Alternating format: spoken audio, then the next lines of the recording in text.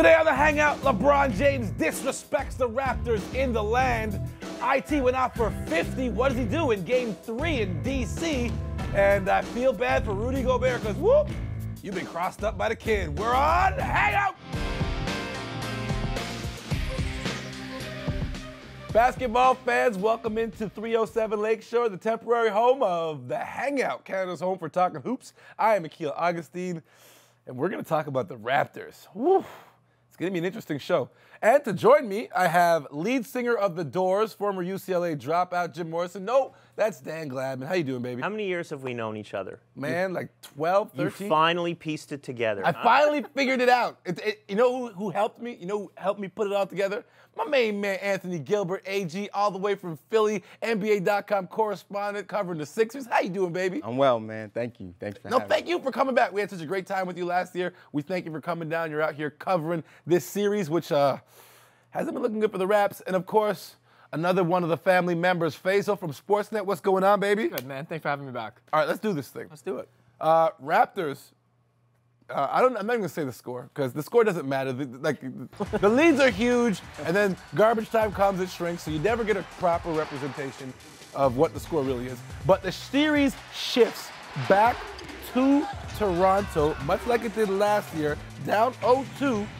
Is there any chance that we see some kind of revival of the Toronto Raptors, Dan Gladman?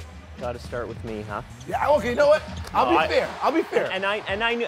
No. Look, we all have to answer this question. Yeah. And it's hard because this is our team. I already have egg all over my face.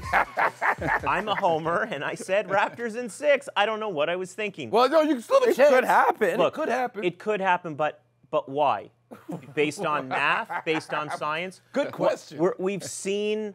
Honestly, I don't even think it's so much about the Raptors. I think the Cavaliers are so good. LeBron is so astonishingly good. He's gotten better and better as it's gone along. And really, for me, the Raptors and Cavs weren't even playing the same game yesterday. The Raptors were grinding for 2-point shots, and the Cavs were zipping the ball around the perimeter, killing it on threes. So, look, there's always a chance they have to play the games, but right now going in, and I probably said this last year at this time, I don't see a chance, but I guess it's still possible. AG, all the way from Philly. Let me know how you really feel, though. Well, it's like deja vu all over again. Right? So, is there a chance? Yes, there's a chance. So you're saying there's a chance? There's a chance. I mean, anything can happen. But these are a different Raptors team. You know, this is a different Raptors team than last year. Okay, thank you. That's a solid point. Yeah. Do they look as confident as they did last year? They're supposed to be better this year. They are, but... or are they? No, they're supposed to be better, but they're not better. And my issue is they don't have a Biyombo. Now, they have a Ibaka. I would That's think... what I'm saying. I think they're actually better this year, but like Dan said, I just don't think it matters. And I'm actually afraid of this guy behind me in picture format. That's how good he is right now. But see, Biyombo made them believe. Because but they still lost. He's the guy... Pretty dominantly. He's the guy that, like... He was the heart. Literally came out of nowhere. Yeah. He was always a hard worker, still is, had the chip on his shoulder, still does. And everyone rallied around him, especially after But the do you injury not think to... this culmination of the team with PJ and Serge are better than just a Biyombo as a presence there? Or was it like something skill-wise spiritual? and intimidation-wise? Are you saying it was something spiritual Well, about Biyombo? if I remember from last year, he is your father. Biyombo is my father. Yes, that was the same. But the Cavs played so much differently this year than they did last year. They're shooting they're a different team as well. 35 to 43-point shots a game. Biyombo would be That's what I'm saying. It feels like a lot of the league is involved into that, and the Raptors, for some reason, are just content with these mid-range twos, and that's always been their MO, and there's no evolution. Can we give some props to Tyronn Lue for changing the identity of this team? Absolutely. Yeah. Because I think it really goes like two things. First off, he changed the identity of the team. Second off, his use of timeouts is incredible because he won't let the Raptors get more than 6 points straight without absolutely stopping that momentum and forcing them to scramble again. How impressive have you been with Tyronn as a coach? I'll start with you, AG. I love it. And he's saying the right things. You know, behind closed doors, everyone's looking at him like, look, we got it done last year. So, like, lead us once again. Yep. And in front of the camera, he's saying things like, "Hey, this is the toughest job ever." Yeah. You know, he has that humility. Yeah. You know, and people can. I would argue if he thinks coaching the Cavs is the toughest job ever, coaching against the Cavs. Now, there you go. I want to flip it though. Let's talk about the other coach, Faisal. Let's talk about Dwayne Casey. He's done some things, switched up the starting lineup. Does he have another move in his arsenal? How's he doing? It always feels like the Raptors are the ones making the moves, and I guess they have to because they're down again 0-2, but I don't know what else it is. Everyone said, all right, don't start JV, and they didn't start JV, and Ibaka's open, and he's missing every shot that he takes in the first quarter. Ended up having a good game, but if you're not hitting your shots, it doesn't matter. I think they actually started off pretty well, and if you hit your open shots to start the game, you're in that game, and it's not as bad of a blowout, but I like the lineup they started with last game. I'd like to see them try it again.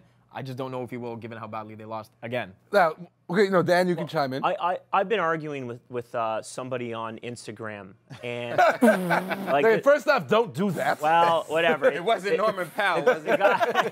The guy's been going after Coach Casey, and I've found myself defending Coach Casey because I don't think that coaching decisions or rotation choices have anything to do with the winning or losing, especially in this series.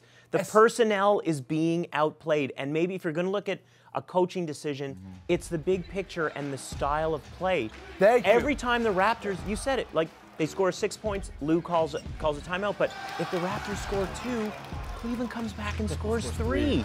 That's why I say they're playing a different game. Cleveland is going for 3 every time, and the Raptors are going for 2 and settling. Is your argument that the Raptors are behind the NBA because the rest of the league has openly embraced? I think right now 3 teams are setting the tone: Cleveland, Golden State, Houston. Thank you. And I do think the other 27 teams are playing catch-up, and they're the ones in the offseason who are going to have to make all kinds of changes in philosophy. Lastly, we can't get out of here without this one. LeBron James is playing amazing. Where is DeMar DeRozan from the regular season?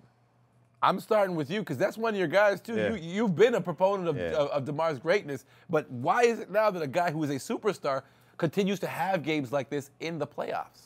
I think it's back to your point and to Dan's point. Like, it goes back to coaching. Like, the preparation, the scouting against the Raptors. Like, they know this team. They're predictable. Yeah, it's like, hey, look, DeMar's a mid-range guy. Take right? it away. He's not a home run hitter. Yep. He can slash, he can dunk, all that fun stuff, but he's a mid-range guy, and they've been setting traps for him. Yep. Like, serious Hard traps. Yeah, so.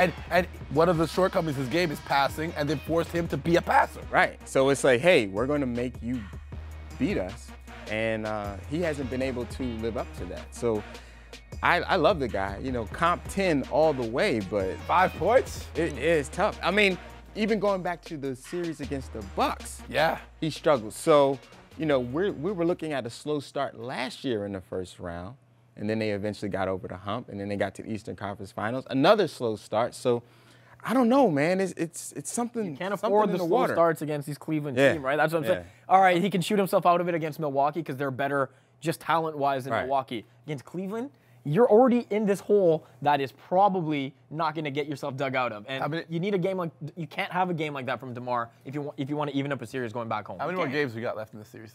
2. Woo! Man, all right. I'm sorry. Okay, you heard we got at least 3. Next subject. They're going to win 1 at home. They're winning 1 at home. Hold on, wait. We got to go commercial break. You guys will get your chance. I got to go to trust Cleveland. Me. Still more to come here on Canada's Home for Talking Hoops. This is the Hangouts, and we will be back. I'll still be in Jurassic Park come Friday, rain, sleet, or hail. And on Sunday, do remember, come out and support your team. We don't know how much longer we got, but hey, who used this footage? Wait a second. I never approved any of this footage Keep being the used shirt in the on, show. please, Okay, Akil. Sweets is fired. Keep the Sweets, you're shirt fired. on. You're done. You're fired. Hang out.